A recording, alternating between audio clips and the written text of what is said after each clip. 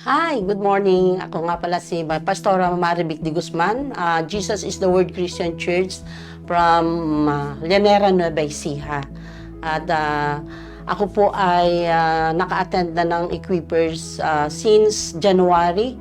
At doon po nag-umpisa ang aking buhay na ito po ay may sinundan sa Equippers. At nagpapasalamat po ako kay Pastor George na siyang nag-encourage sa akin to attend Equippers dahil nung una po talaga parang nagkita kami sa isang meeting kasi at sabi niya, nagbabasa ka ba ng Bible? So parang na-offend po ako sa kanya kasi imagine pastor hindi magbasa ng Biblia.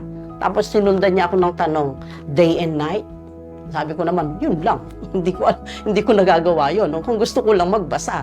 Kaya salamat sa Panginoon sa buhay ni Pastor George na ginamit ng Panginoon para makonect ako sa Equippers. So ngayon po ay nagpapatuloy ako na dumadalo sa mga sessions ng mga Equippers. Nag-enroll po ako para lalo po akong lumalim at lumawak yung aking pagkaunawa about the kingdom of God. Kaya salamat sa Lord dahil ako po ay nagkaroon ng mentors na patuloy nagpupush sa akin para magpatuloy sa Equippers. Kaya salamat po sa Panginoon at ngayon po malaking pagbabago talaga sa buhay ko as a pastors dahil sa nangyari na yung pagbabasa ko po ng Biblia araw-araw, hindi lang po araw-araw kundi day and night talaga. At yun po nung kailangan mag-devotion ka and then ito po ay isisend mo rin sa iba. Kaya salamat sa Panginoon sa napakarami ko pong isinisend. Maraming nagpapasalamat dahil nakakabasa daw sila ng Biblia. Ako hindi yun ang pagbabasa. Dapat ikaw din magbasa.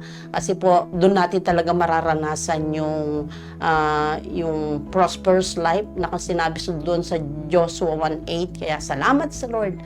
Salamat talaga dahil may Equippers. Kasi dati parang wala lang. Kung ano lang, saan ako umaattend, lahat ina-attendan ko. Busy na pastor, masipag na pastor, pero yun po pala ay hindi po tama. Kaya salamat sa Equippers dahil tinuturuan po kami o tinuturuan ako kung paano talaga yung tamang management sa church. Salamat sa Panginoon sa buhay ni Daddy Ruel at ni Mami Nori na patuloy na nagpupus. No, minsan po parang naiisang busy pero salamat sa Panginoon dahil yung passion nila na makatulong sa mga pastors ay naandoon. Kaya I encourage you all, pastor, no po, na itry po natin na umattend ng Equippers kasi talagang malaking tulong po sa church na ating pinamumunuan. Kaya purihin po ang Panginoon sa bagay na ito na ako po ay nakasali sa Equippers.